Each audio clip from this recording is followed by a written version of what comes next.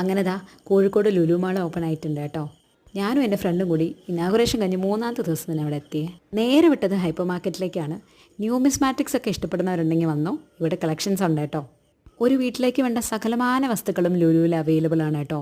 ഞാൻ ശരിക്കും വണ്ടറായി പോയിട്ടുള്ളത് അവിടുത്തെ മീറ്റ് സെഷനിലാണ്. മട്ടൺ, ചിക്കൻ, ബീഫ് അതിൻ്റെയൊക്കെ എല്ലാ എഡിബിൾ ആയിട്ടുള്ള പാർട്സും അവിടെ ഉണ്ട്. മാത്രമല്ല പല വെറൈറ്റിയിലും.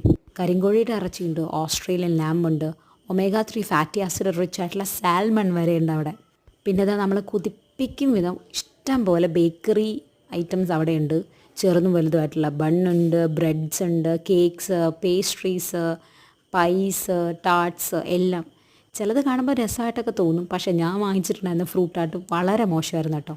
ഒരു വിധത്തിൽ ബില്ലൊക്കെ ചെയ്തു. ലുലു കണക്റ്റിലും ലുലു ഫാഷനിലൊക്കെ പോയി അവിടെ നല്ല തിരക്കായിരുന്നു കേട്ടോ. ഫുഡ് കോർട്ടിൽ എങ്ങനെയോ സീറ്റൊക്കെ പിടിച്ച് നമ്മൾ ഫ്രൈഡ് റൈസും ബാസ ഫിഷും വാങ്ങിച്ചിട്ടുണ്ടായിരുന്നു. അത് രണ്ടും വളരെ മോശമായിരുന്നു.